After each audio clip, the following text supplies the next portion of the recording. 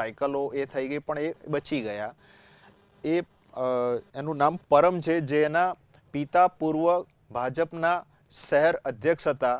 પણ છતાંય પોલીસ વિભાગે કોઈનો ડર રાખ્યા વગર વ્યક્તિ વિશેષને બચાવવાની દિશામાં નહીં જતા 100થી 150 સીસીટીવી કેમેરા ચેક કર્યા અને ખુશાલી એ પરમને એ અત્યારે જેલના સરિયા પાછળ મોકલ્યો. હમણાં જ આજ સવારે જે થયું કે આપણે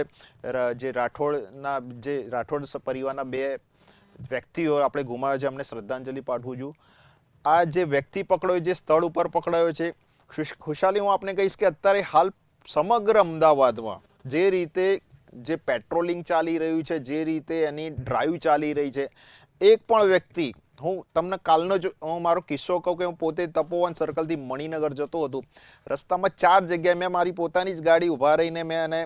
પોલીસ વિભાગે જે તપાસ કરી, કાગળિયા માગ્યા, મેં બધું જ આપ્યું, સીટ બેલ્ટ પહેર્યો, તો છતાંય જો આવું ખરેખર આવું ચાલવું જ જોઈએ અને રોજે રોજ ચાલવું જોઈએ. પોલીસ રાત્રે કરી રહી છે, તપાસ કરી રહી છે, આરટીઓમાં લાઈન